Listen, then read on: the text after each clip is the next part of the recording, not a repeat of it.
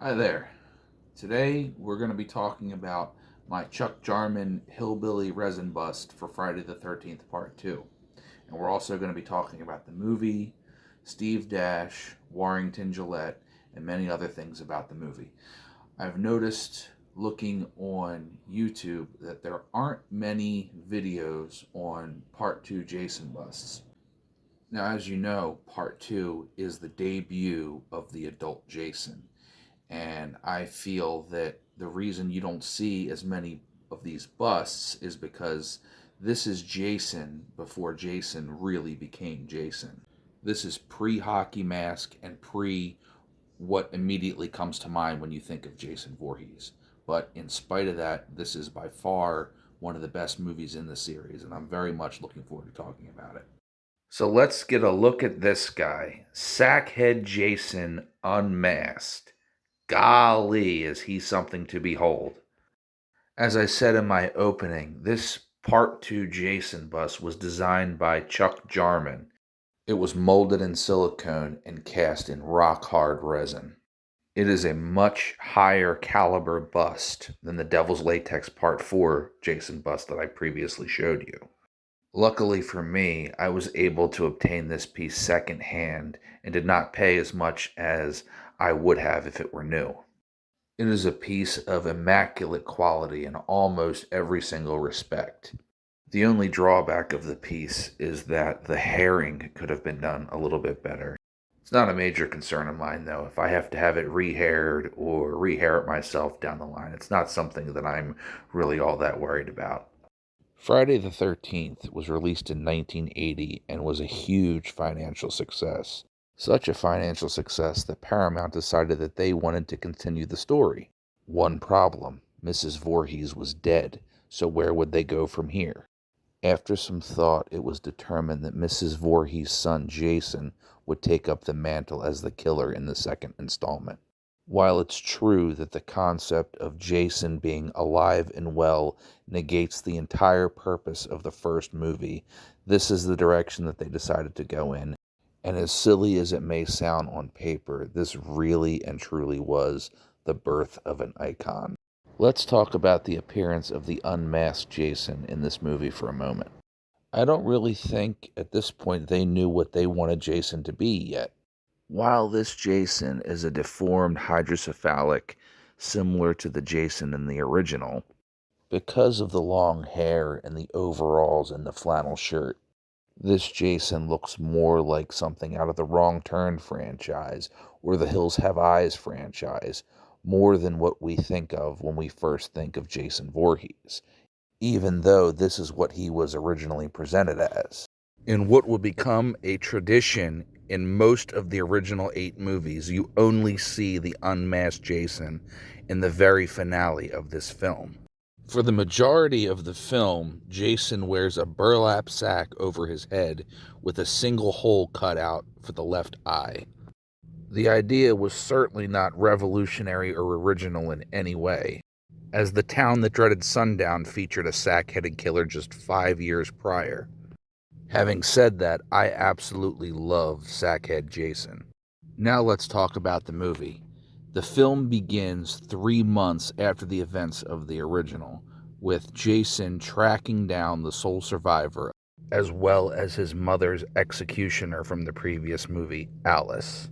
He tracks down his mother's killer and drives an ice pick through her skull. You can find footage online of the non-MPAA censored version of this kill, and it's quite brutal, showing the ice pick exiting from her nose on the other side of her skull. One of the overarching flaws of this movie is the heavy MPAA censorship. Nearly all of the kills were watered down to a degree, so if you have not seen the uncensored versions of the kills in this movie, you absolutely need to check those out. From here, we jump 5 years into the future to the present day, 1984 in Camp Crystal Lake. Much to the dismay of many of the town people and a local sheriff, a new campground is once again going up in the area. You get a bit more of that Crystal Lake is jinxed vibe from the townspeople in this, albeit to a lesser degree. Crazy Ralph even returns for a few more "you're all doomed" before being garroted against a tree by Jason. There is also another far more dangerous resident watching from the wilderness as the camp goes up that does not approve of the close proximity of the Packanack Lodge, and his name is Jason Voorhees. Jason carries on Pamela's work, exacting his vengeance against anyone who enters their wilderness, as ominously predicted in Paul Holt's campfire story. The real standout character in this movie is Ginny Field, a child psychologist employed by the camp. Ginny discovers the decapitated Pamela Voorhees shrine and automatically realizes who her attacker is.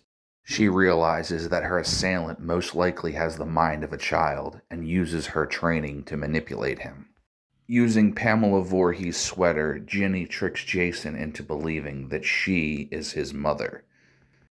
And as Ginny is about to deliver the death blow, Jason sees his mother's skull behind her and deflects her machete at the last possible second.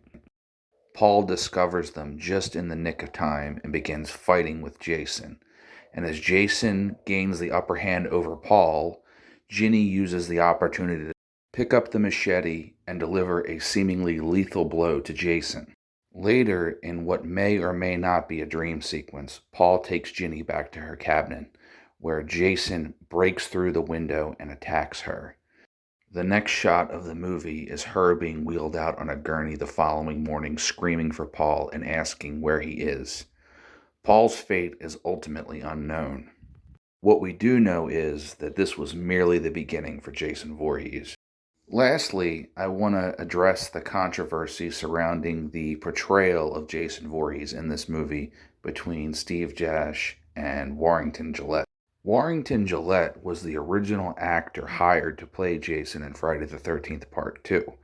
He filmed some of the running in the woods scenes, and he also filmed the ending scene with the unmasked Jason crashing through the window and grabbing Ginny.